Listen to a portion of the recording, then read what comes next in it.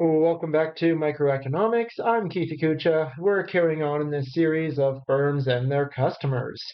In this video, this is the second, ideally third video in this series on firms, and their customers.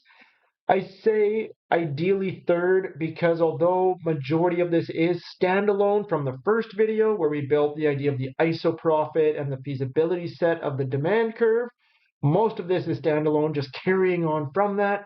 At the end of this video, I do bring in concepts from the other one, what would then I guess be the second video, which is taking a look at costs, cost structure, and our cost functions. I do bring these two concepts together at the end of this video to evaluate the firm on a whole. So while the first majority, I would say more than half of this video is standalone, the last bit of it does expand upon elements of that video that includes cost structure and the cost functions, the cost curves of our firm. That being said, let's go jump over. Let's do the quick review of what we covered in the first video and then build on to that, taking a look at the revenue side, the demand side, and this term known as elasticity. Okay, so we started off with the first video taking a look at our profit function, that our profit was just our total revenues minus our total costs. Taking a look deeper into that, opening up our total revenue side, we said, hey, we couldn't really just set a price anywhere. We had this whole feasibility set of feasible combinations of P and Q that are available to us. You might try to charge $1 million for a cup of coffee, but no one's going to buy it. So what are some feasible prices and what are their corresponding quantities that you could sell things for? We then opened up the Q, our production function side of things, which then went back several chapters to take a look at the production function, the average product of labor, and that there really played predominantly in our cost curve, our cost functions video. Not to have any spoilers with that, but that's the big part that played into this.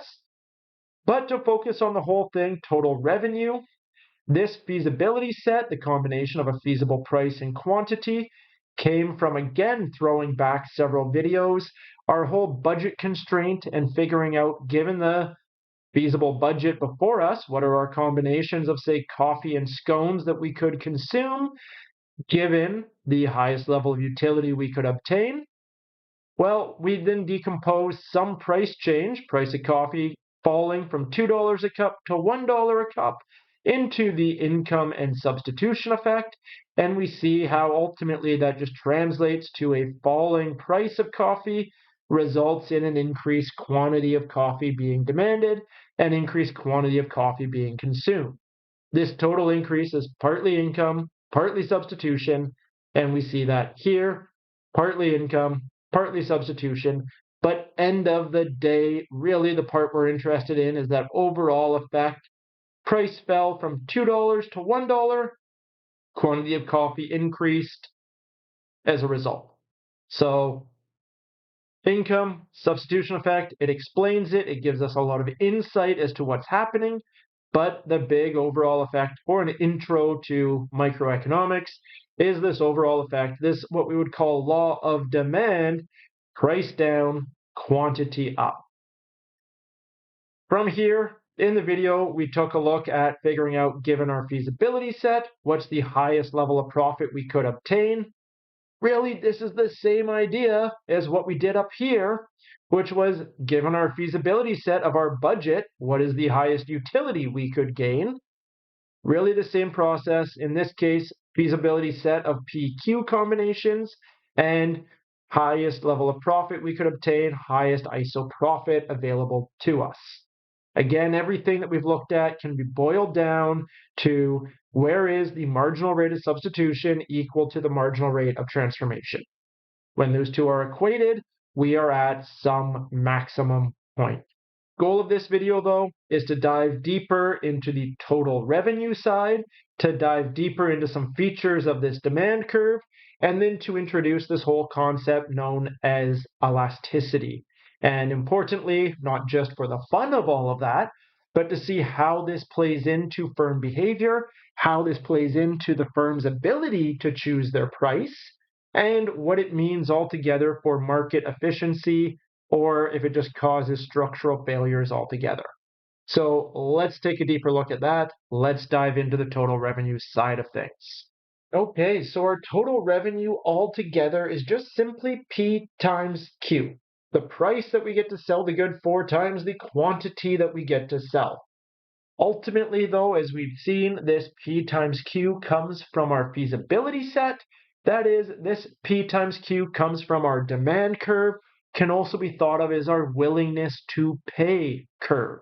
So let's take a look at this curve altogether.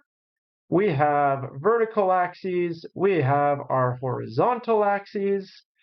On our vertical, we have our dollars price, typically measured in dollars. And on our horizontal axes, we have our quantity. We have our law of demand, this downward sloping demand curve. And that is our demand, or the other way you could interpret this is our maximum willingness to pay, the highest price that we would pay to consume some quantity. And we can think of this, sure, let's keep our example alive and well, quantity of coffee. How many cups of coffee we're going to consume. Let's give it some numbers so we can play with it. Let's suppose that this demand function is represented as price equals 20 minus 2Q. And okay, this throws people all the time. This is just the formula for a line. Y equals B minus MX. P is our vertical variable. Q is our horizontal variable. 20 is our vertical intercept. That is the value of P when Q is 0. Just throw in a value of 0 for Q. So 2 times 0 is 0. 20 minus 0 is P equals 20. So when quantity is 0, we have a price of 20. That is what it's really saying, is that if the price of a cup of coffee was $20 a cup, we wouldn't be buying any cups of coffee. That's ridiculous. We're saying, no, I would never buy a cup of coffee at a price of $20. However, for whatever reason, as the price of a cup of coffee falls, well, we're going to start to buy cups of coffee. For example, when I consume 1 cup of coffee, the most that I'd be willing to pay for 1 cup of coffee is 20 minus 2 times 1, so 20 minus 2. The most I'd be willing to pay would be $18. $18, there we go, for 1 cup of coffee. That's a little bit ridiculous, but it's saying altogether in the scheme of things, that's your only cup of coffee ever. So 1 cup of coffee, yeah, maybe that's worth it, $18. I don't know. We can carry on with this and we could say, well, price is 20 minus, what would we pay for 2 cups of coffee? Well, the highest price we'd pay for 2 cups of coffee would be 20 minus 2 times 2, so 20 minus 4 would be 16. So to work through that, when we have a price of $16 per cup of coffee, for whatever reason, we are convinced to buy 2 cups of coffee. Okay, we could keep doing this. We could keep doing this for all the possible cups of coffee we could have up until the amount of coffee we would get when price is 0.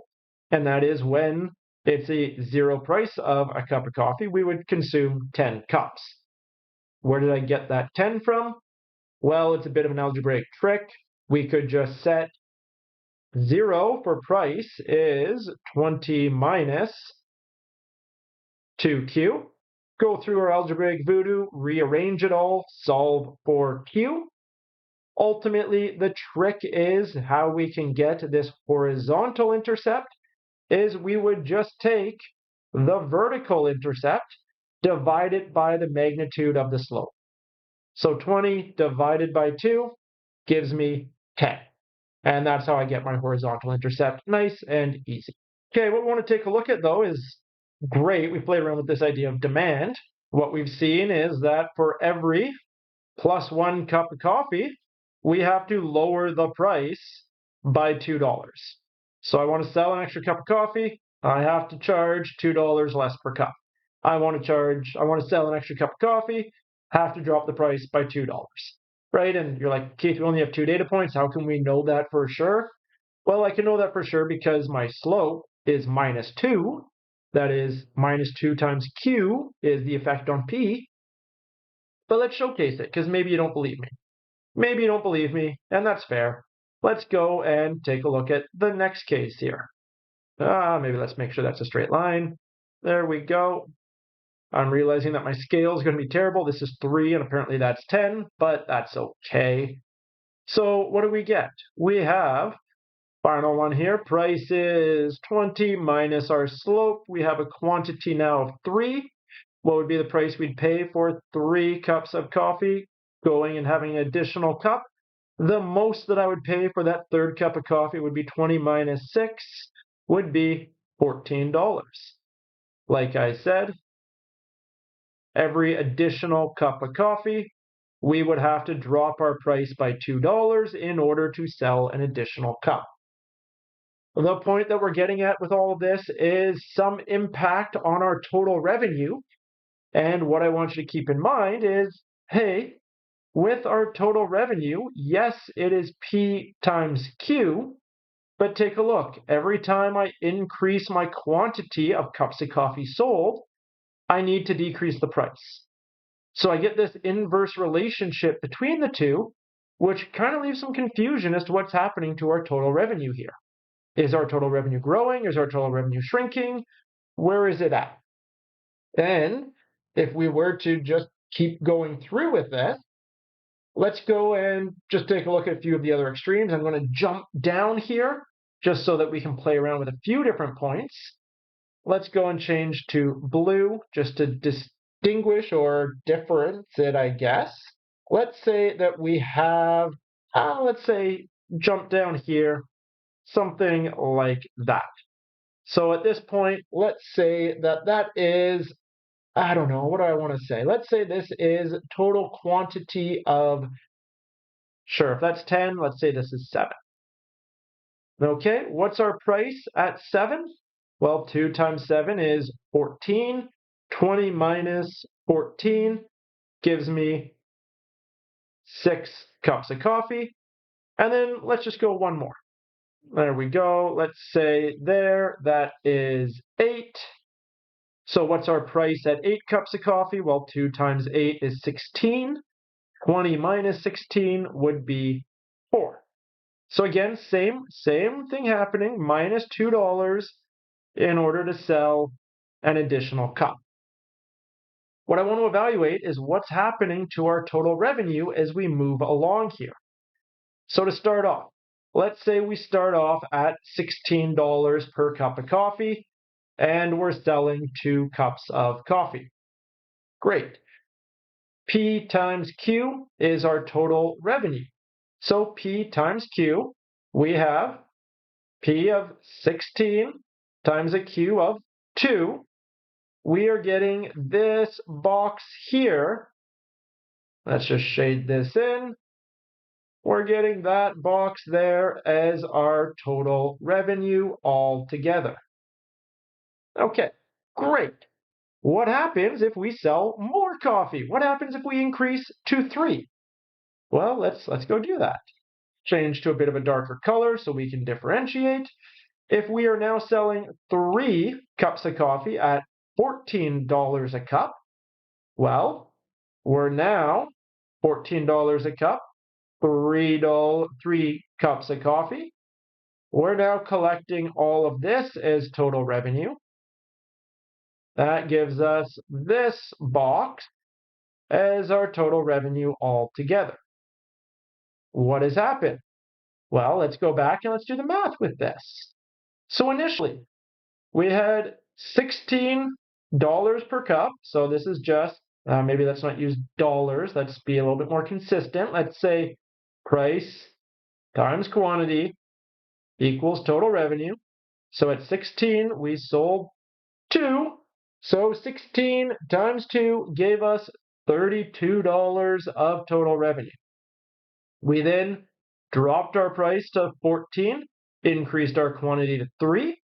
P times Q gave us $42 of total revenue. Oh, look at that. This is awesome. If I sell more cups of coffee, even though I'm selling them for a cheaper price, my total revenue is growing. I'm making more money. We can see this just strictly taking a look at the boxes. We got a bigger box now at 14 and 3 than we did at 16 and 2. But there's been some changes there. What are those changes? Let's see. Let me fill this in. Let's go red. We see that as we went from 16 to 4, we lost this revenue. We used to have that box. We no longer do. However, we gained this revenue. We never used to have between 2 and 3, but as we sold our third cup of coffee at $14 a cup, we gained that green box.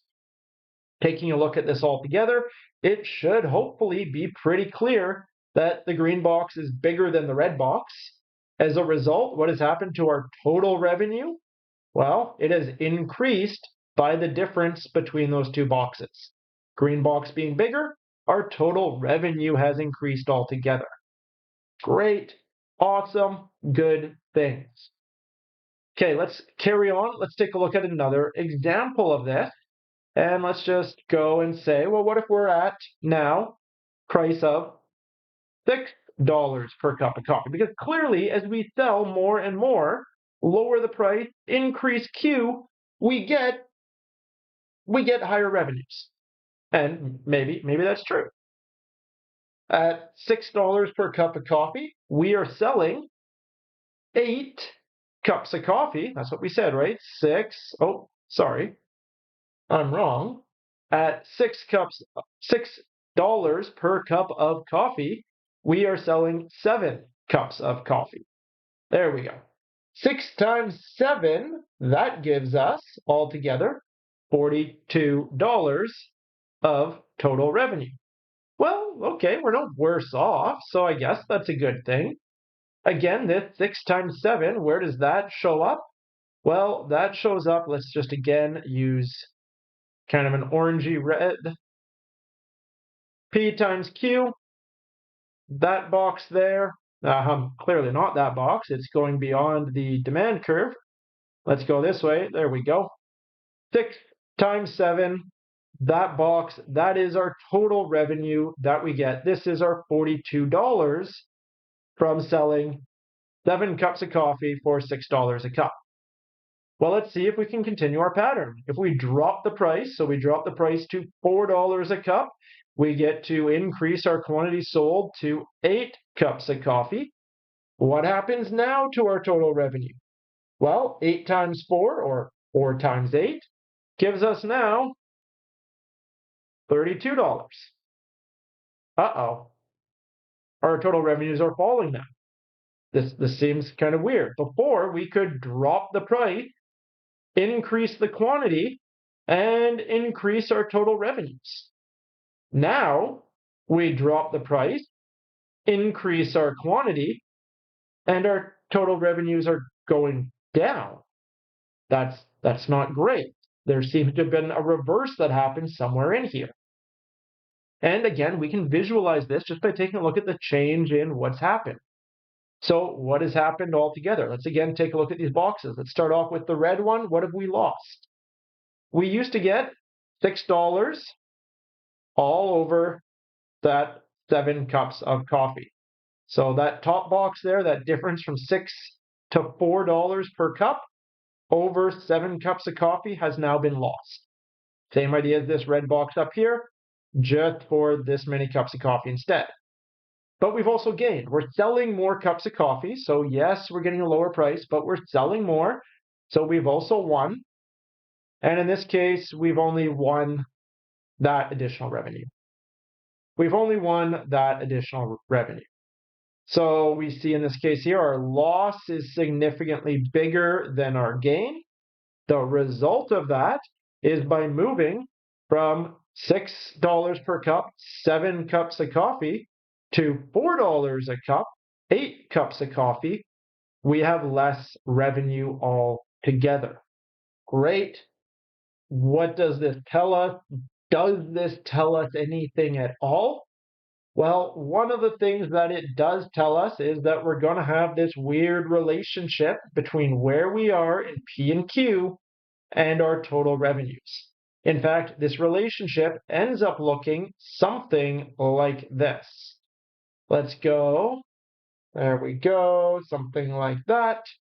And I could say this is my total revenue in dollars. And what I would want to do is take this extreme point there and just drag that down in a vertical way. And this guy, this is still my quantity of coffee, right? Same axes, same vertical measurement. So we're going 0, 1, 2, 3 all the way up. Okay, the impact that this has is something like this. Initially, as we increase our quantities, so increasing our quantities, dropping our prices, total revenue is increasing. We then hit a maximum point where total revenue is the highest it could possibly be given these PQ combinations. From that point onwards, as we continue to increase our quantities, well, we increase our quantities and prices begin to fall. So we get this initial positive relationship between quantity of coffee sold and revenues. We hit a maximum. And then from that point onwards, we begin to have this inverse relationship between quantity of coffee sold and total revenues.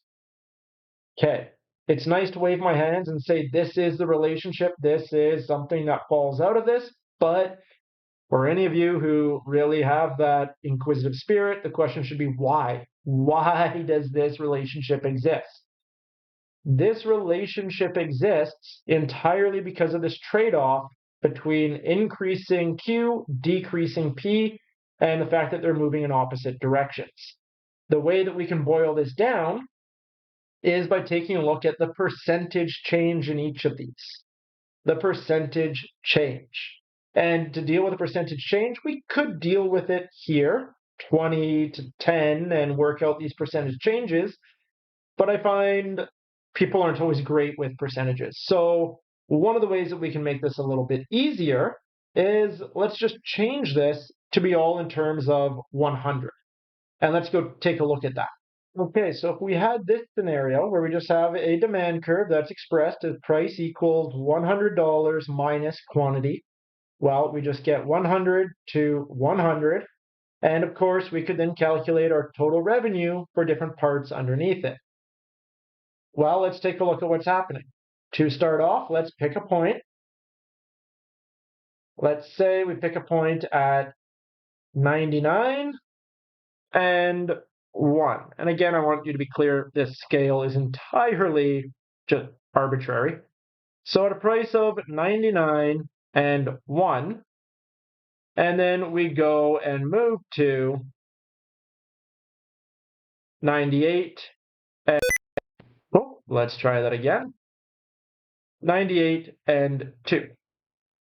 Okay, so what is our total revenue? Well, initially we have a price of 99 and we're selling 1, so our total revenue is $99. Then we have 98 and 2. So if we have 98 times 2, we then get 186. Sorry, I think I said 86, 196. Okay, what has happened in this case? Well, as we have gone and changed P and Q, let's go total revenue is P times Q. Or the other way we can take a look at this is that the change in total revenue is the change in P times the change in Q. And this just allows us to visualize this a little bit. If we think about this in terms of percentages, the percent change in price from 99 to 98, that's a pretty darn small percentage change. right? 100 to 99 is about 1%. So 99 to 98, let's just be very simplistic and say, hey, that's about a 1% change in the price. Meanwhile, what happened to our quantities? Our quantities went from 1 to 2. That is, in terms of a percentage change, massive, right? And again, how do we find percentage changes? Maybe let's just be a little bit clear about this. The percent change in some variable x would be our x final minus our x initial all over the x initial. So, okay, 98 minus 99 was 1 divided by 1. Sorry, 98 divided by 98 minus 99 is 1. 1 divided by 99 is approximately 1%, just a little bit less than 1%. 2 minus 1 is 1 over 1 is about a 100% change. So, okay, what has happened? Between these, we have had, relatively speaking, just this tiny, and I'm really just exaggerating, this tiny decrease in our price. Prices only fell by about 1%. But what happened to our quantities? Our quantities hugely increased. They doubled. We had a 100% increase in our quantity. So which one won out in this case? The decreasing P or the increasing Q? Well, clearly the increasing Q, the bigger one, was the one that won out. What's the impact? The impact is that total revenue rises, which is exactly what we witness. Now let's go to the other extreme. What's happening if we go to the other extreme? Well, let's change colors so that we're not confusing it all with white. Sure, let's use green. So again, we could have our two prices resulting in two different quantities. And in this case, just to be very simple, let's just go to the same thing. Let's say price of 2 down to a price of 1. So again, we're just dropping prices by $1. Same we did up here. We dropped prices from 99 to 98. We're dropping the price from 2 to 1, minus $1. As a result of that, our quantities are going to increase from 98 up to 99. Where do these numbers come from? From our equation. You could say, hey, when price is 2, 2 equals 100 minus what? Well, price of 2 equals 100 minus 98. Price of 1 equals 100 minus 99. So these numbers just come from this equation up here. In this case, let's work out our total revenues. So our total revenue when price is 2 and quantities are 98, well, our total revenue, we've already solved that, 196. 2 times 98, P times Q equals total revenue. Then we drop the price by $1. As we drop the price by $1, we increase our quantities to 99. And what happens to our total revenues? They collapse. They go from $196 to only $99. Why? Well, again, let's take a look at this formula. In this case here, our change in total revenue can be thought of as that change in P times the change in Q. And we can think about it as these percent changes again. Well, okay, in this case, 2 to 1. Final minus initial divided by initial. So, okay, final is 1 minus our initial of 2. So we get negative 1. That there all over 2, we get a 50% decrease. So pretty large decrease in our price. Then we get final minus initial. So again, 1 over initial, 98. That's going to be, again, pretty close to 1%. So our quantities increased, but in this case, our quantities only increased by a tiny percent, right? This was approximately plus 1%. This was approximately 50%. Which one won out? The price. Massive percent change in the price, tiny percent change in Q. The impact of that, our total revenues have fallen. So what we're getting at here is that our total revenues change depending on where we are on this curve, and the way that they change is entirely dependent on the percent change of the price versus the percent change in the quantity. And it turns out this is a perfect segue to our concept that we would want to introduce, which is elasticity. Elasticity, really what we are getting at with elasticity is what is our price sensitivity. And that is saying, hey, let's suppose our price changes. How sensitive is our quantity demanded? If the price changes by a little bit, does our quantity demanded change by a little bit as well? Or does it change by a lot? In order to evaluate this, well, we utilize this tool, and this tool is known as elasticity. And it turns out this elasticity then circles right back to tell us a lot about what we were just talking about, these percent changes, and thus the relationship between a demand curve and our total revenue. So let's talk about elasticity.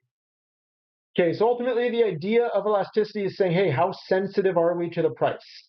And the question is, okay, let's say that our price changes by $1, and as a result, we get a change in our quantity demanded of 5.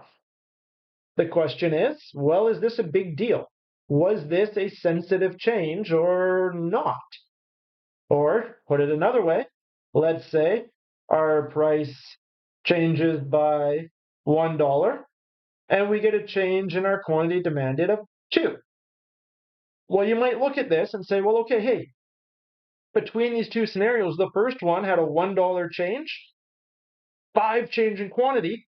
Clearly, this top quantity is much more sensitive to that $1 change in price than the bottom one. And I would stop you there and say, well, maybe that's not the case. And that is when we just take a look at these magnitude changes, we lose a lot of the story.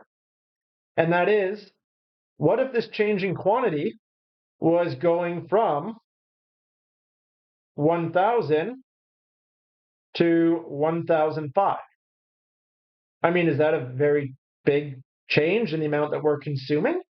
Yeah, it's 5 more, but is that drastic? Is that materially changing the amount of total consumption, 1,000 to 1,005?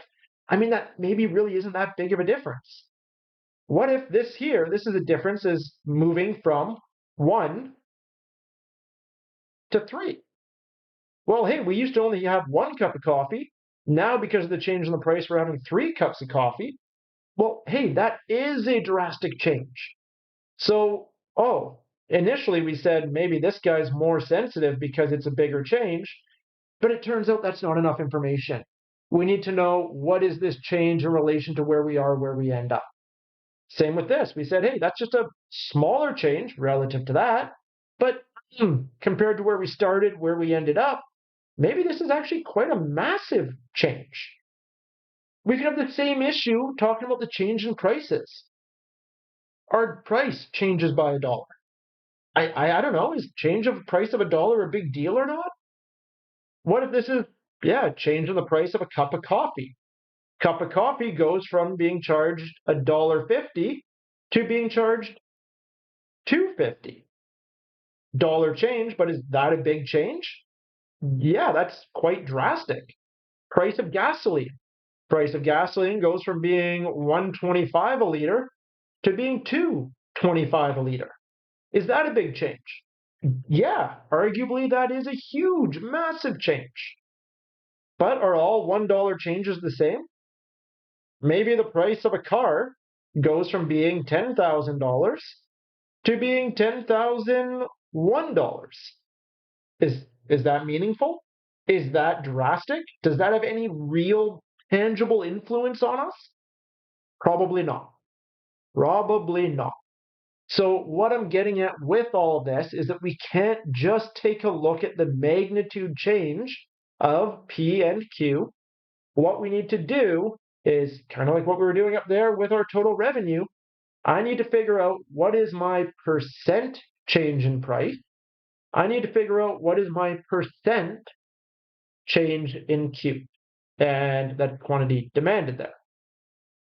If I work out what these percent changes are, that incorporates where I came from, where I end up, where I came from, where I end up, and it tells us whether or not this is a large change in that terms. From here, we can figure out our elasticity. Elasticity is written as eta d. It's kind of like this n. Maybe I can write that a little bit better. That looks almost like an m. Looks like an n with just this long tail. So Greek letter eta, you can look that up, eta, Greek letter eta, subscript d, and that is going to be equal to the absolute value of the percent change in our quantity demanded for some percent change in our price. And we take the absolute value, that is, absolute value just says ignore the negatives, because we know that for our demand, this is always going to be negative, because we have our law of demand, price up, quantity down, price down, quantity up. So if we always have a negative result, that's just extra work to carry around a negative. Let's forget about it. Let's just take the absolute value and deal with it that way. What does this tell us? It says if we have a 1% change in the price, what is our percent change in our quantity demanded? If we have a bigger percent change in quantity demanded, well, then the result of that would be a value of eta d greater than 1. Quantity demanded changes more than price. We would say that we are sensitive to the price. If we are sensitive to the price, we would say we are elastic. The alternative then would be if we had a value of eta d less than 1. So in this case here, we have a 1% change in price, but maybe a 0.2% change in the quantity demanded. So hey, price changes, quantity demanded barely moves at all. Well, we would say that we're not sensitive to the price. Or alternatively, we would say we are inelastic. So we have primarily two outcomes that exist for our elasticity. We are either going to be price sensitive, elastic, or price insensitive, inelastic. How do we work this out? Let's go through and solve our elasticity of demand for that above curve there. Let's just scroll back up so we can take a look at it. Okay, so we said, hey, our percent change in our quantity all over the percent change in price, that was our elasticity of demand. Take the absolute value because we don't care about the negative. Hey, how do we find percent change? Well, we said you can find the percent change as the final minus the initial divided by the initial. Okay, cool, great.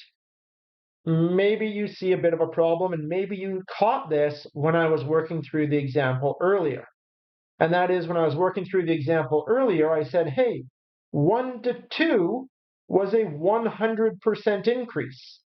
Because we said, okay, final minus initial all over initial, that gives us 100%. But then here, when we said 2 to 1, we went 1 minus 2 all over 2. That gives us 1/2 or a 50% change. Uh-oh. Same numbers, very different percent changes, entirely just depending on the direction. Entirely just depending on whether we went from 1 to 2 or 2 to 1. So, it seems like a bit of an issue. How do we reconcile this? How do we reconcile this all together?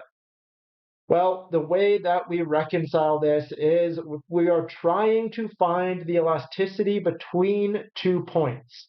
So this would be the arc elasticity. We're finding the elasticity on the arc between these 2 points. We wouldn't care if we're going this way or if we're going that way. We would just want to know what is the average elasticity between point A and point B. As a result of that, the way we would do it when we're finding our percent changes, we would change this formula a little bit. We wouldn't say final minus initial divided by initial. We would say final minus initial divided by the average. So, okay, in this case here, how would that work? Well, what we would do is go 2 minus 1 all over the average of 2 and 1. So how do we find an average? We add them up, divide by the number of observations. So in that case there, we would go 2 plus 1 is 3. 3 divided by 2, 1.5. What do we get? 2 minus 1 is 1. 1 over 1.5, 0.67. That is 67%. Go the other way. 1 minus 2 all over that average, 1.5. Again, 1 plus 2 is 3. 3 divided by 2 observations, so 3 divided by 2 is 1.5. We get negative 0.67 or 67%. The benefit of this is we get the same magnitude, 67% in both cases, 67, 67, but we don't care about the negative signs because we're taking the absolute value. So we get our result by dealing with the average. This is again, if we're dealing with the arc elasticity, that is the elasticity between 2 points. Have to use the average for figuring that percent change.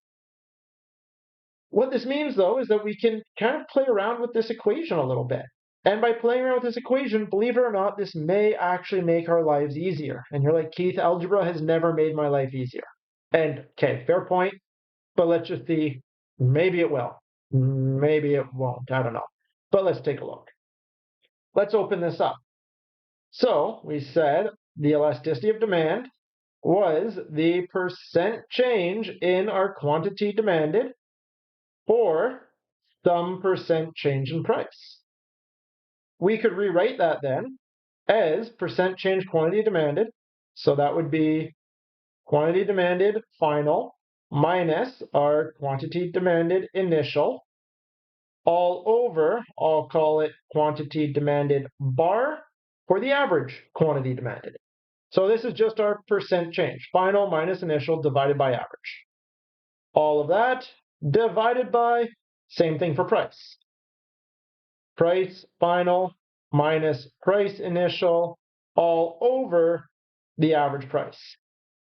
You're looking at this and you're going, Keith, this is not becoming easier. How is this helping us? I'm just drawing brackets around the top and bottom. What we can do is a bit of an algebraic trick. When we have a fraction divided by a fraction, that's the same thing as taking the denominator fraction, flipping it, and then multiplying the two together. So that is, we could write this as this. A to D is, I'm going to write, hey, QD1 minus QD0 is just the change in quantity demanded all over the average quantity demanded, then times this guy flipped, the average price all over, I'm going to write P1 minus P0 as the change in price. There we go. Final thing that we could do is we could say, okay, hey, our elasticity of demand is going to be equal to the ratio of the average price to the average quantity demanded times the change in our quantity demanded all over the change in price. That is, all I've done is I've rearranged it so that the deltas are on top of each other and the averages are on top of each other. Why would I do this? What is the benefit here? Well, let's just go back to our graph and take a look. With our graph right now, we have our equation. Price equals 100 minus, it's not there because we don't usually write it, but that is 100 minus 1Q. That is, we have a slope of 1. How do we measure our slope? Our slope is the change in the vertical or change in the horizontal. So that slope is delta P over delta Q. Hey, wait, what? Delta P over delta Q? Over here, delta Q over delta P? Whoa, that's very, very similar. That is, what we could do is go and say, look at that. Our elasticity of demand is going to be the averages between the 2 points we're interested in times 1 over our slope. So all we need to do is know the ratio of those averages of the points we're interested in, and then multiply that by our inverted slope. And we can obtain our elasticity of demand this way as well. 2 ways then ultimately to get elasticity of demand. We could just solve for the percent change in each of them individually, or we can find the average points, ratio them, and multiply them by our inverted slope. 2 different methods, completely mathematically identical, just depending on what you have available before you. Great. So let's actually get to the exciting part. I don't know, maybe not exciting part. Let's get to actually using this. What is our elasticity at these points? Well, okay, let's take a look. We've already gone and said, hey, between 2 and 1, we have a percent change in price of 0.67. So a 67% change in price as we went from 2 to 1 or 1 to 2. So from A to B, our percent change in P was 67%.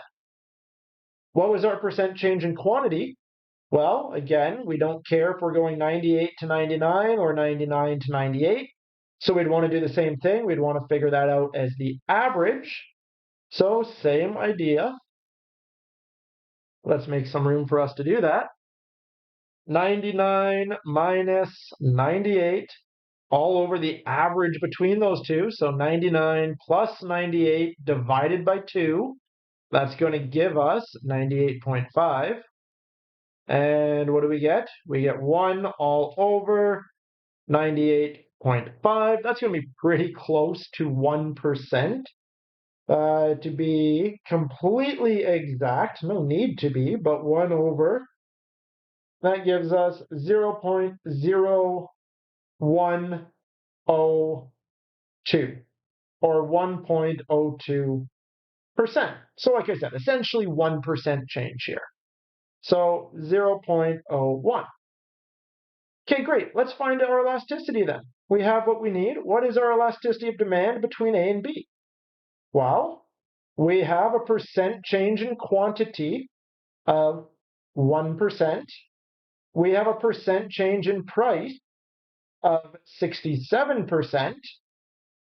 So just trying to interpret this, price is changed by 67%. Quantity is changed by 1%.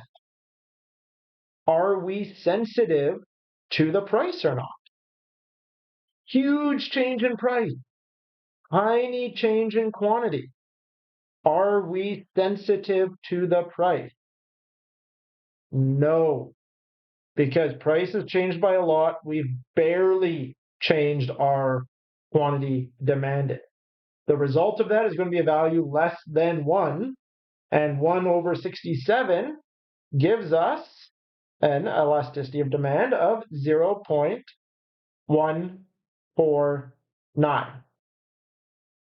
What does 0.149 mean for us? Not much on its own, other than that it's less than 1, so we are inelastic. We are not sensitive to price. What it is telling us is that for every 1% change in the price, our demand, our quantity demanded would change by 0.149%. So very, very tiny. We're changing by about a tenth of what the price is changing. Not very sensitive at all. What about up here, though? What about up here if we were to find the arc elasticity between points C and D? Well, what's happening here? Let's go work this out, see if it's a difference. And you're like, Keith, it's the same darn numbers. You're right. You're exactly right. It's the same darn numbers. So let's see what's happening. Let's use the other formula this time. Elasticity of demand is going to be our average price all over our average quantity demanded times 1 over our slope. Our slope was a slope of 1, so it's just times 1. So what do we get? We get an average price, average of 99 and 98. Average between those guys there is 98.5. All over the average quantity between C and D, 1 and 2 is 1.5 times 1. And what do we get? We get 98.5 divided by 1.5, and we get a elasticity of demand of 65.67. Okay, bigger than 1. So clearly we are sensitive to the price. We are elastic. In this case, what this is telling us is that for a 1% change in the price, we are witnessing a almost 66% change in our quantity demanded. So massive changes in quantity for tiny changes in price. So in this case here, we are very sensitive. We are very elastic. Okay, outcome. This is the same line. This is the exact same demand curve, but depending on where we looked at on this demand curve here, we had between C and D, very elastic demand, between A and B, very inelastic demand.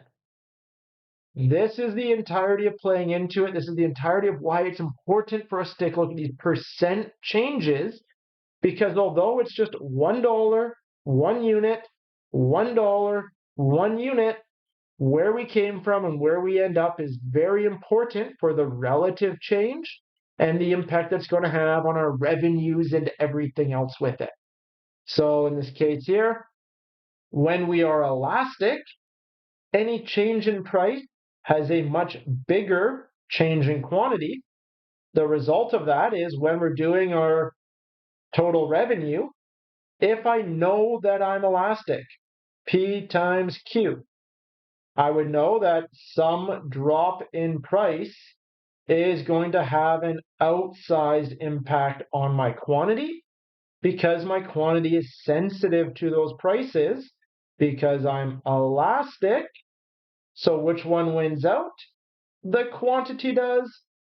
Total revenue would rise.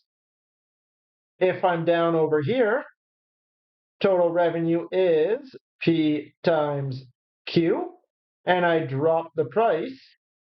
Well, for some drop in the price, I'm inelastic. I'm not very sensitive. My quantity isn't going to move very much at all. So I drop the price. Sure, my quantity goes up, but just by a tiny little amount. Which one wins out in this case? My price change wins out. My price change is the bigger one. The impact of that is that our total revenue falls. Every linear demand curve is going to have a section up along the top portion here, which we would say is elastic. As we measure the arc elasticity along this top point, it is going to be elastic, meaning we're going to be sensitive to prices. Any change in price is going to have a much larger change in quantities. we're then going to have a section along the bottom that is inelastic. That is, through this section, some change in price is going to have relatively tiny changes in quantity, such that we're not very sensitive to the price.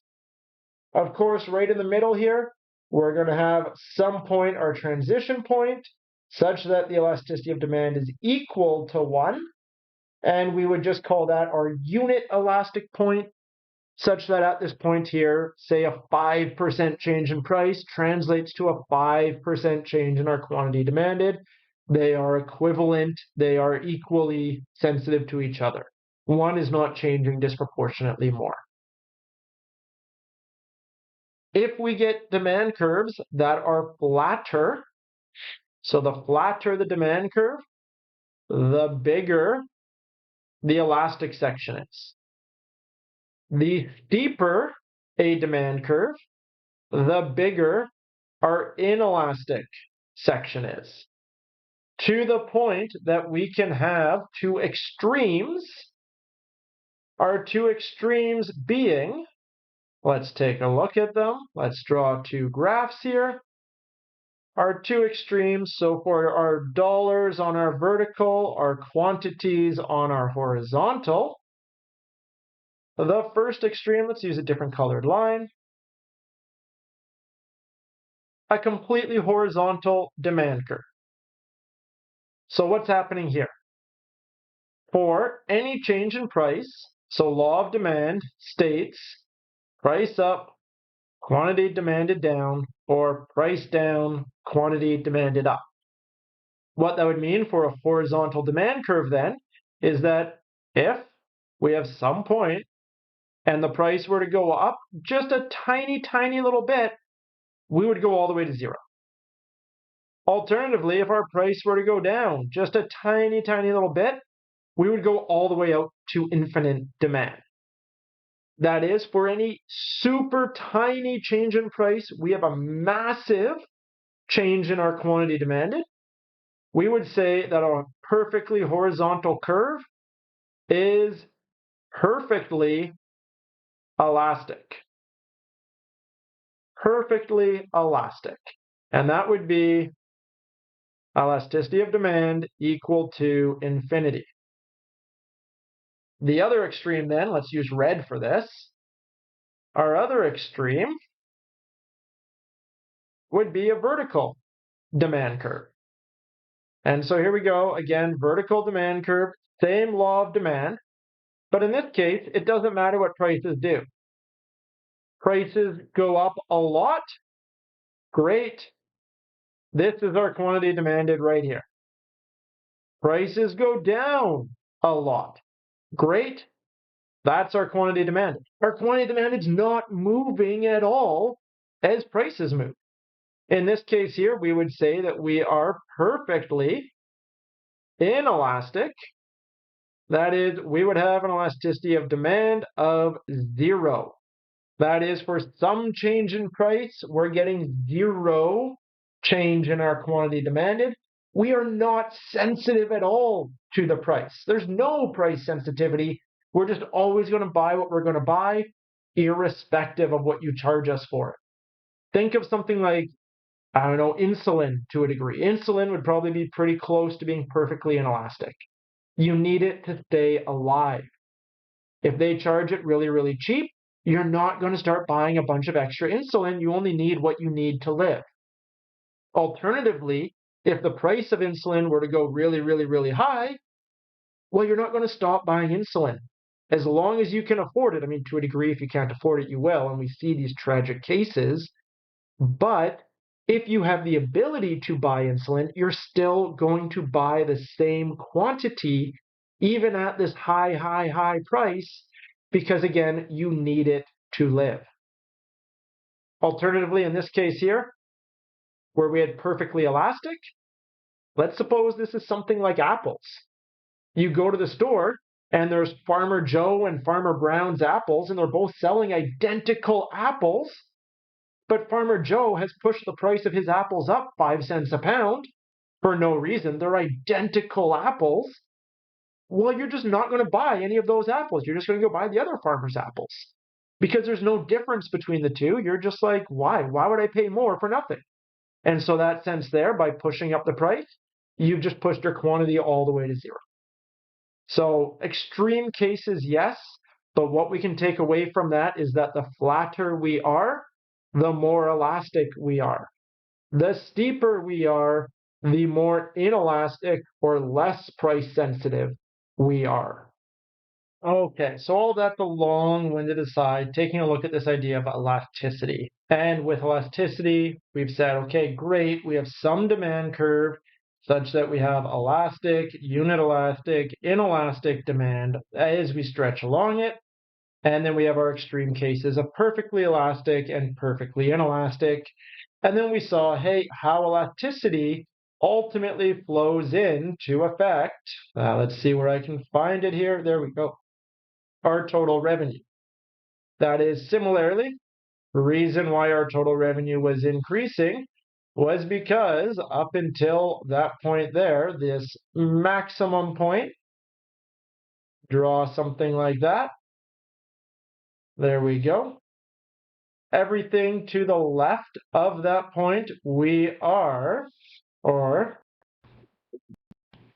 elastic, and everything to the right, we are inelastic. And this must be the case because if we are elastic, some decrease in P causes a big change in Q. Therefore, our total revenue is increasing. Once we become inelastic, some decrease in P is causing barely any, just a tiny increase in Q. So the impact of that is that the price is winning out and thus our total revenue is falling because we're now inelastic. Okay, where do we take all of this from here? From here, we're almost at the point where we're going to bring this whole side of the demand curve, which is our feasibility set, with this concept of elasticity into connect with our cost curves. So this is the point where you have not yet watched the cost curve video. You may start to be like, what are we referring to? If you haven't already. As we do this, what has happened with our cost curves? Well, let's scroll down here. Let's take this equation, price equals 20 minus 2Q. So we had our demand curve. This gave us our feasibility set for our total revenue function, giving us all the possible P's and Q's that we could feasibly obtain given the demand for our good, given the demand for our cup of coffee. This is, as we take a look at it, profit equals total revenue minus total cost.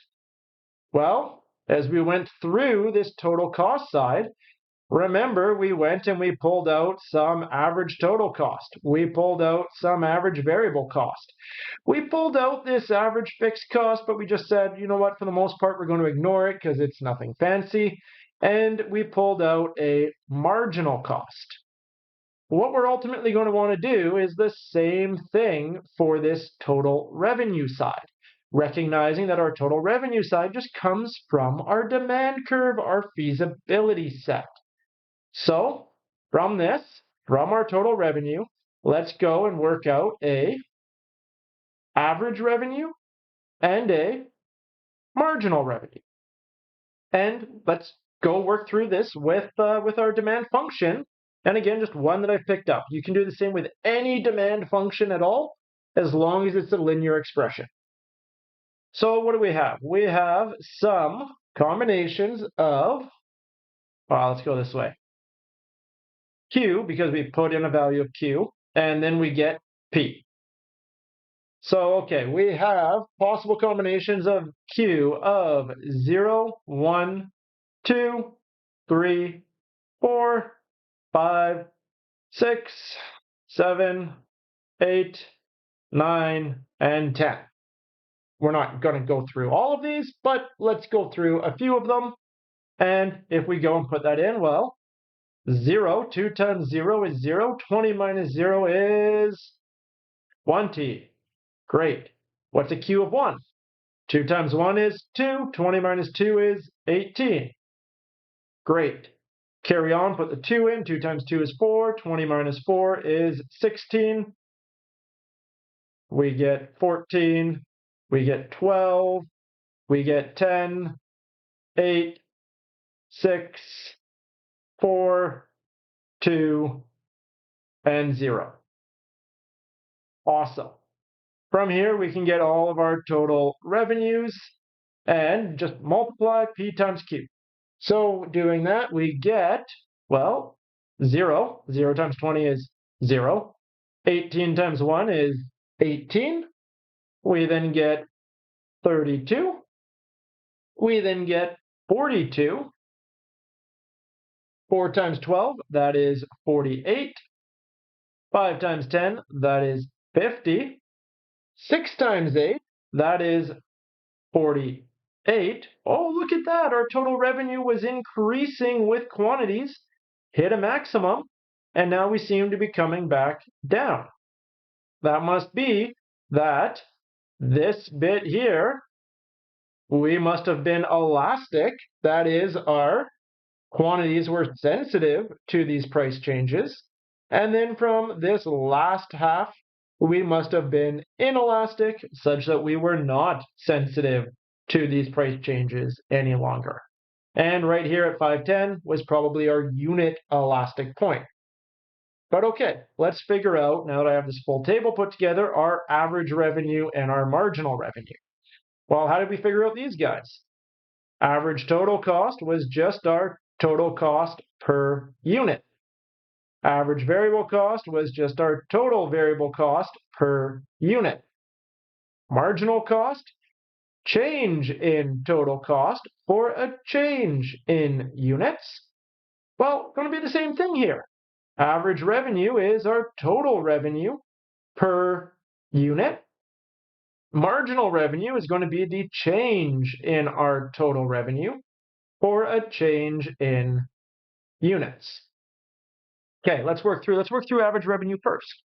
Average revenue, so total revenue per Q. So, okay, total revenue per Q, 0 over 0 is, that's not going to work. That's undefined. Okay, total revenue per Q, so 18 per unit. So 18 divided by 1 is 18. Next one, total revenue of 32 per unit. 32 divided by 2 is 16. Oh, do you see the pattern? 42 is our total revenue. 42 per unit. 42 divided by 3 is 14. What's happening here? Well, total revenue is P times Q all over Q. Those Q's are canceling each other out. All we're being left with is P. So our average revenue is really not that interesting to us. All it's going to be is our price. So 14, 12, 10, 8, 6, 4, 2, and 0. Just our price. That's all that it's going to be with an undefined for our first one because we can't do 0 divided by 0. It's just nothing, undefined. Okay, not that exciting. What about our marginal revenue? That's the change in our total revenue for a change in quantity. And let me change colors for this so that we're not getting mixed up. So, okay, change in total revenue. What has happened here? Total revenue has gone plus 18 for a plus 1. So our marginal revenue is 18. One and the same as our average revenue. Cool. Then what has happened? We've gone 18 to 32. Well, as we've gone 18 to 32, that's plus 14 for a plus 1. So marginal revenue is 14. 32 to 42, we've gone plus 10 for a plus 1. So, okay, plus 10, that gives us 10. And then carrying on 42 to 48, we're now going plus 6 for a plus 1. So we got an extra revenue of 6. And I could keep going. I would get marginal revenue of 2, marginal revenue of -2, marginal revenue of -6, -10, -14, and 18 to 0 is -18. So what we see is we see the change in our revenue for adding an additional quantity. And we see that, hey, through this elastic stretch of our demand curve, as long as we're adding quantity, our total revenue is growing. It continues to grow until this maximum here, after which point our marginal revenue begins to shrink. Just like we went through and we graphed this average total cost, we graphed this average variable cost, this marginal cost, we could similarly go and graph this demand and this side of things, the feasibility set and the marginal revenue. Let's take a look at that. Let's see what this would look like. Let's just get rid of the profit and the cost side so that I have room to work. Okay, so we have our demand curve here, or our maximum willingness to pay, if you just think about it the other way. Again, demand is saying price to quantity. Maximum willingness to pay would be quantity to price. So same concept, a different way of looking at it. And all we've done is we've just graphed our price, right? This is dollars, or average revenue, that was dollars too. And we've just graphed either price or average revenue, whichever one, versus our quantities. And we've said, okay, look, at a quantity of 1, we have 18. Quantity of 1, we have 18. And on, all the way through. What we see as we go through is, hey, for every change in Q of 1, we got a change in P of -2, -2, -2, -2, which shouldn't be surprising. We had a slope of -2. The result of that is that when quantities were 10, prices were 0. That's that horizontal extreme there. Okay, what we want to take a look at now is this marginal revenue and see where that looks like. Well, it's undefined. It only starts at 18, but at 18, we have a quantity of 1. So that is, if we change our colors here, change our colors back to match this guy, at 1, we are kind of right there with our average revenue with our total revenue. But then from here, our marginal revenue falls by -4, -4, -4, -4. What I want you to see is while our demand curve was decreasing by a slope of -2, our marginal revenue curve is decreasing with a slope that's twice as steep. And this isn't just unique to this scenario. I could make any demand curve and go through that exact same exercise we went through. We're going to have this steady, static relationship that whatever the slope of our demand curve is, the slope of our marginal revenue curve will be twice as steep.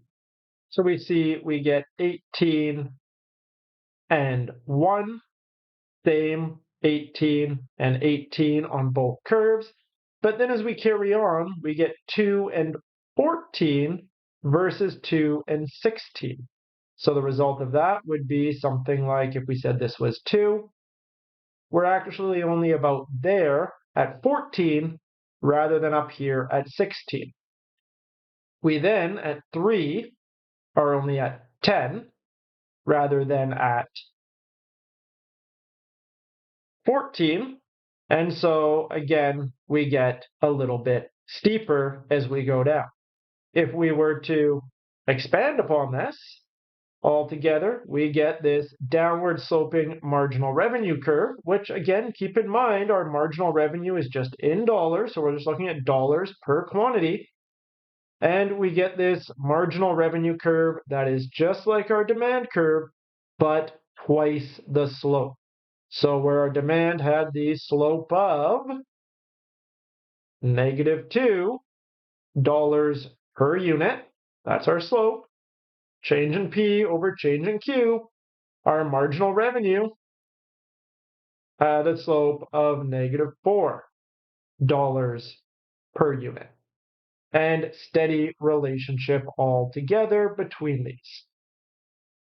We're going to make a bit of a simplifying assumption here. And the simplifying assumption really is just because we're often just dealing with these middle areas.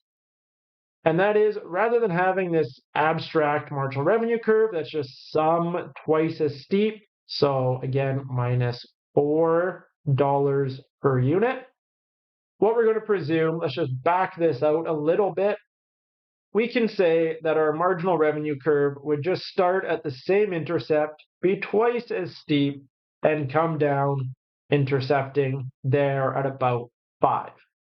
Now, we know that this isn't true. We know that this isn't exact for what our marginal revenue curve is. And we know this because at a Q of 5, marginal revenue is not 0. So we know this is inexact. We also know this because at a Q of 0, marginal revenue is not 20. So yes, this is not our perfect marginal revenue curve, but it's a good approximation for our purposes in order to uphold simplicity. And so that is our presumption is if we have a demand curve that is 20 minus 2Q, we can be simple and we can say that we would have a marginal revenue curve that is 20 minus 4Q. Is it actually 20 minus 4Q? No, but it's an approximation and it does uphold that our slope is twice that of demand. And this is just a simplifying assumption for us to be able to utilize it at this micro 100 level micro analysis. So gross simplification, but it just helps us make our lives easier. So it's why we're going to do it for now. Okay, one more thing to talk about with this marginal revenue versus demand, and that has to do with our whole conversations around elasticity. Because keep in mind, when we talked about elasticity, we said, hey, the elasticity is P over Q times 1 over the slope. So, hey, look at that. Our slope plays into this such that our slope and our elasticity of our demand, well, hey, as our slope gets steeper, our elasticity, so steeper slope, our overall elasticity becomes increasingly inelastic. So the marginal revenue curve is more inelastic than our demand curve. But here's one of the things that we want to take a look at. What if we have a very, very elastic demand curve? If we have a very elastic demand curve, what happens to this marginal revenue? And let's take a look at that example. Let's take a look at a few examples of this actually. And let's scroll over here. I want to take a look at 3. And I'm just going to be a little bit cheeky here. And I'm just going to cheat and use these boxes to make my graphs. Okay. I'm using these boxes to make my graphs. Essentially, let's just ignore the top corners there. So we have dollars and quantity. We have dollars and quantity. We have dollars and quantity. Let's presume we have 3 different demand curves. So we have first a demand curve that is very, very shallow. Helps if I do a line tool. There we go. Fix that. There we go. So that's my demand. Then I'm going to have a demand that's very, very steep. Finally, I'm going to have a demand that is completely horizontal. Okay. In each of these cases, what is going to be my corresponding marginal revenue curve? Well, again, let's switch colors to the color we were using.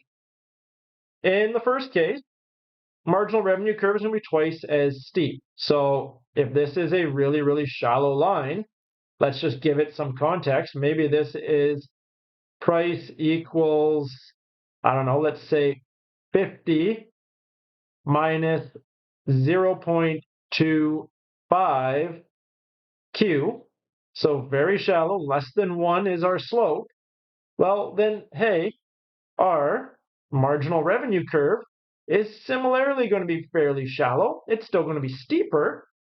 That is, again, using that waving our hands, we could say that this is marginal revenue is equal to 50 minus 2 times the slope, 0.50 Q.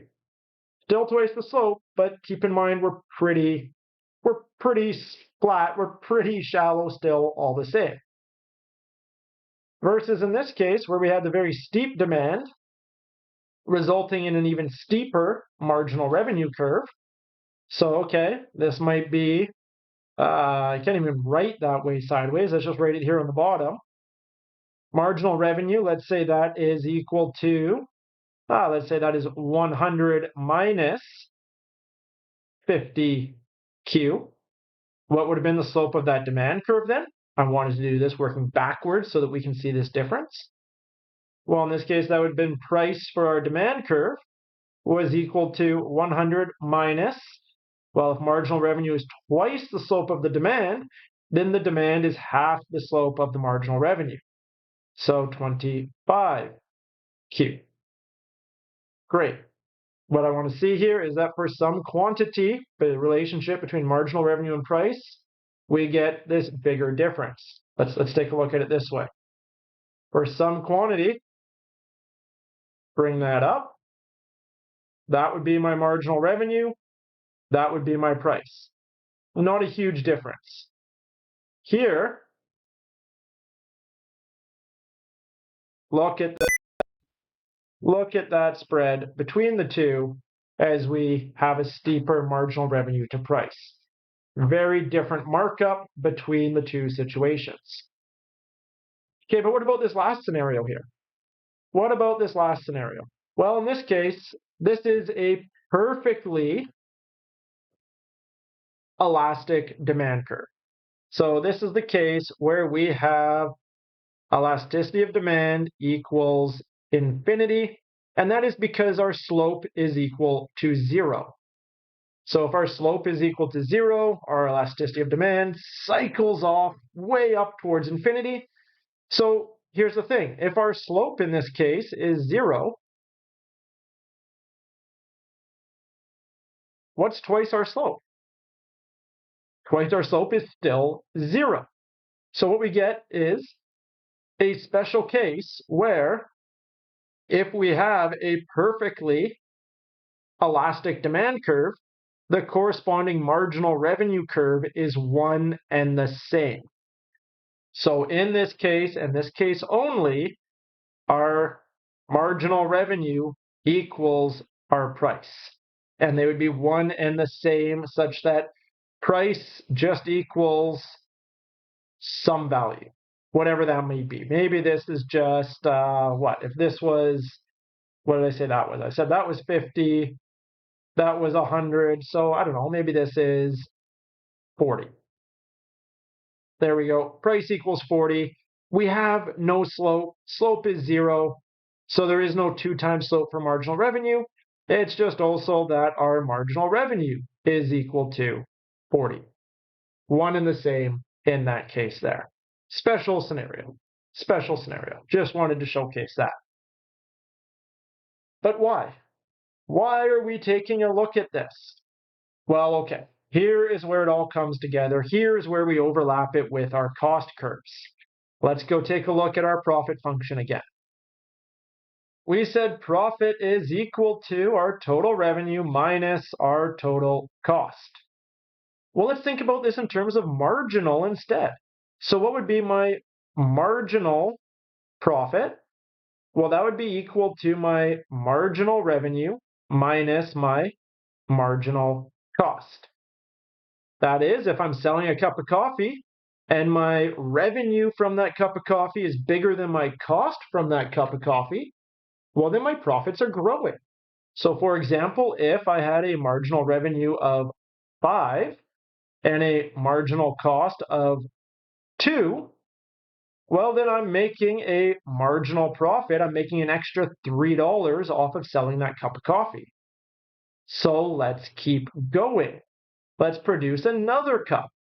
Well, keep in mind, marginal revenues are at best flat, but typically they are downward sloping. Marginal cost is typically upward sloping, if you're recalling to our cost video. So that is, as we go and go more quantity, our marginal revenue is now only 4. Our marginal cost is now 3. You know what? That's okay. Our profit is still growing. We're now at +1 profit. So great, we're adding an extra $1 to our profit. Let's keep going. So we keep going. Let's say our marginal revenue falls again. Let's say it falls to 3.5. Our marginal cost is growing. Our marginal cost grows to 3.5. I just wanted to pick this middle case so that I could show they're one and the same. The impact here, no change to my marginal profit. I'm not making any extra money off of that cup of coffee, but I'm not losing any money off of that cup of coffee either. I'm indifferent at this point of producing this unit, this cup of coffee, because my revenue per cup and my cost per cup are one and the same. But let's keep making more cups of coffee. So I go and make another one. My marginal revenues keep falling. Marginal revenue is now 3. My marginal costs keep climbing. My marginal costs are now 4. 3 minus 4, what's happening now? I'm now losing $1 from that last cup of coffee. That last cup of coffee cost me $1 more than I brought in. So was that a good idea? No, that was not a good idea. The best thing to have done would have been to stop there when your marginal revenue was equal to your marginal cost. If you stop there when your marginal revenue equals your marginal cost, you must be at the highest possible profit that you could possibly obtain. Anything less in terms of quantity, and you were giving up this profit, right? You gave up that +1 profit per cup if we stopped here. So by continuing, you continue to increase your profit. Here's your point of indifference. If you continued past that point, you're now losing money per cup of coffee. Stop, go back. Stop, go back to where our marginal revenue equals our marginal cost. Okay, that idea in place. Let's see what this looks like in terms of graphs. Let's graph it. This is where we get excited. Maybe you hate graphs, in which case this is where you're crying. And in this case here, we have our vertical axes that are dollars, our horizontal axes that are quantity. We have, let's go and use green, this U-shaped average variable cost curve. Let's use blue. Sure, that blue. We have this U-shaped average total cost curve. And again, the relationship between the two, they start off far apart. As Q increases, they get closer together, but they never touch because the difference between the two is the average fixed cost. We'll use red for this next one. Connecting up through the minimum of both these curves is our marginal cost curve. Great. And again, marginal cost is up through the minimum average variable, minimum average total. Mathematically, this has to be the place where we intersect them. Okay, this was our cost side. Now let's take our revenue side and look at that. Let's suppose we have our demand curve, and let's do our demand curve something like this all together. So there we go. Let's say we have let's say that is our 20 and that is our 10. So this was our price equals 20 minus 2Q. Doesn't have to be that one. I can just do it notionally. I don't need the numbers. If that is our demand curve though, then we know twice as steep sorry, using the wrong tool. There we go. Twice as steep. We would then have our marginal revenue curve. Marginal revenue curve. From here, what we can now do is we can identify where is the best amount to produce, what is our optimal quantity, Q star, and then to back that up, what is the corresponding price that we should charge based off of our feasibility set to give us the highest profit, that is to obtain the highest ISO profit. We don't have ISO profit showing up here. This is another way of evaluating it, but we can get the outcome just the same. So how do we do that? Well, we said, hey, let's go and identify where marginal revenue equals marginal cost. Hey, I can identify that. That takes place, let's use this fuchsia. That takes place right there. That's where my marginal cost curve and my marginal revenue curve intersect. So at that, using that fuchsia, we would produce this quantity. There we go. Let's call that our Q star for our profit maximizing level of output.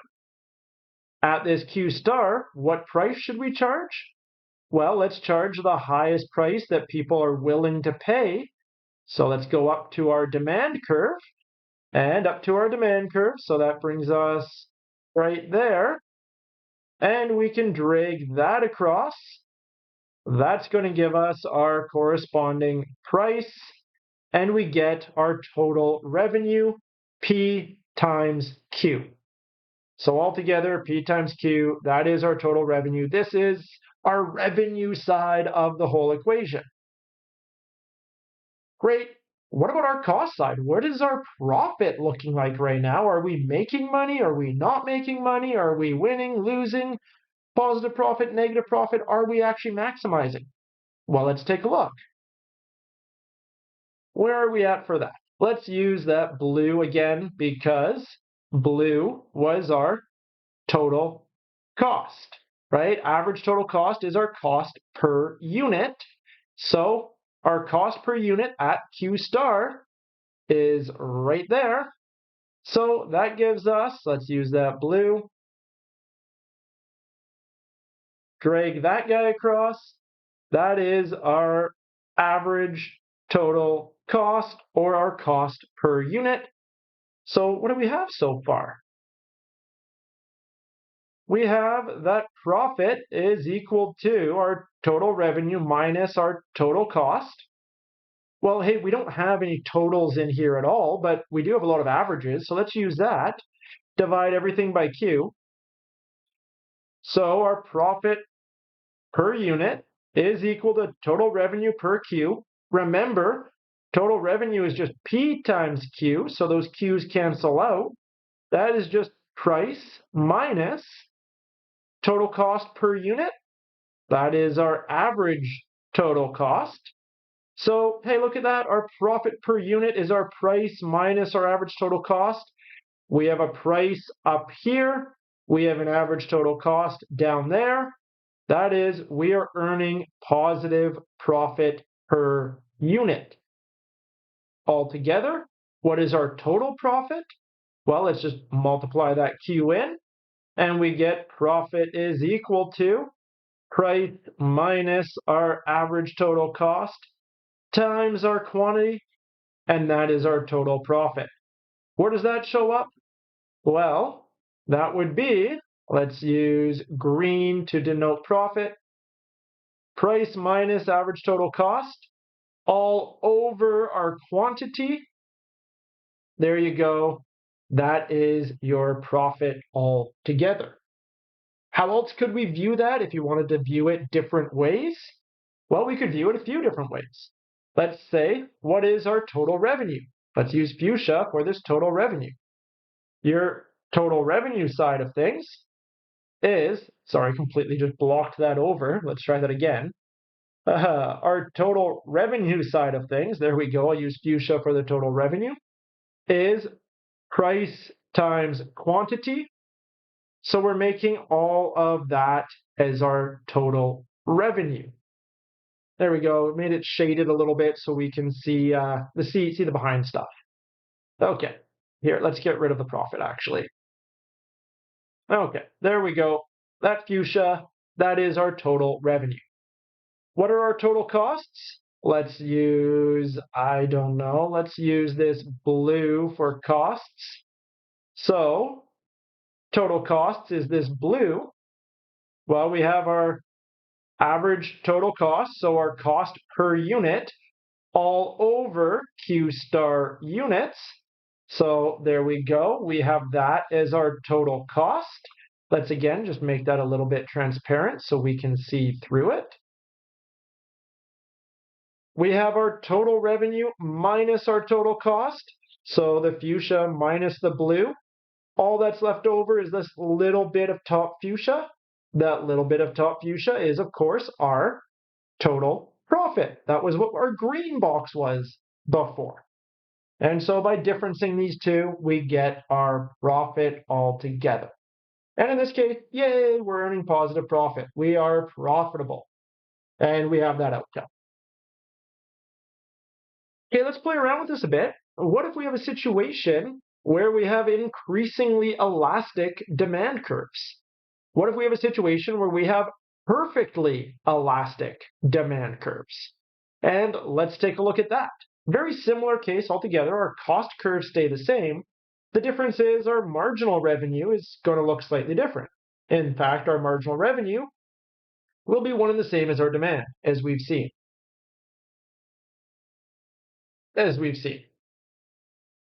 So let's take a look at that. So again, we have dollars, we have quantity, we have, starting off, let's use green again for our average variable cost curve. It is U-shaped, hits a minimum, starts going up. There's our average variable cost. Let's use this blue for our average total cost. It starts off high, far apart, hits a minimum, comes up and gets closer. There's our average total cost.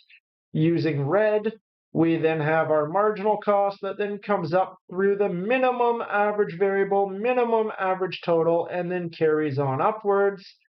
There's our marginal cost curve intersecting there, minimum of each point. Okay, now to overlay our demand. In this scenario, let's take a look at a demand where it is perfectly elastic. So we have a perfectly elastic demand curve. That is, it's just a horizontal line. And let's just move it down a little bit. There we go. Something like that.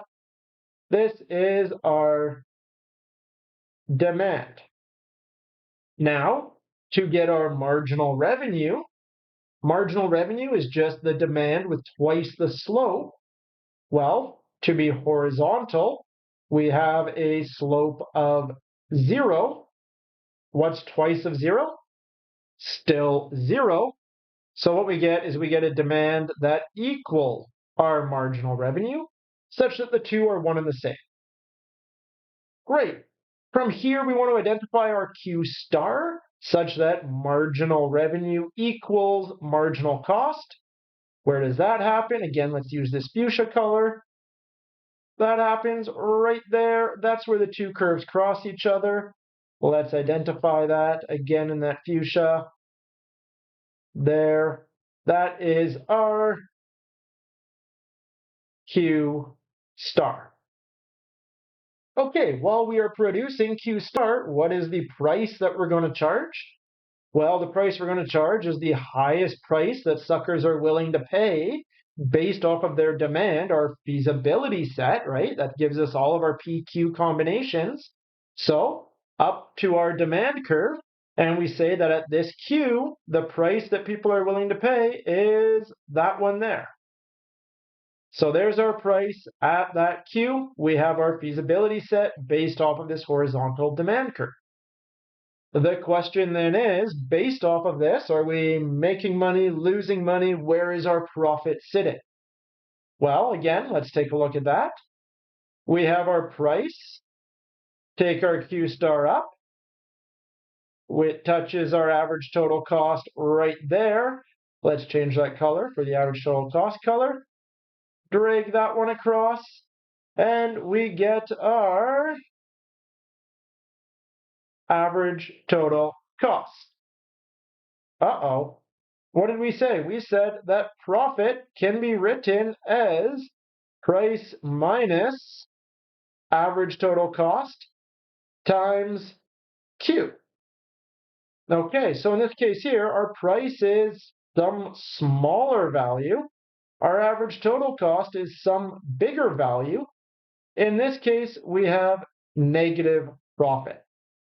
Now, I don't want you to fall into the trap because we did a horizontal demand curve and a negative profit that this means if we are perfectly elastic, we have negative profit. No, no, no, no, no. I could have dragged this up and we could have had a Q star marginal revenue equals marginal cost up here.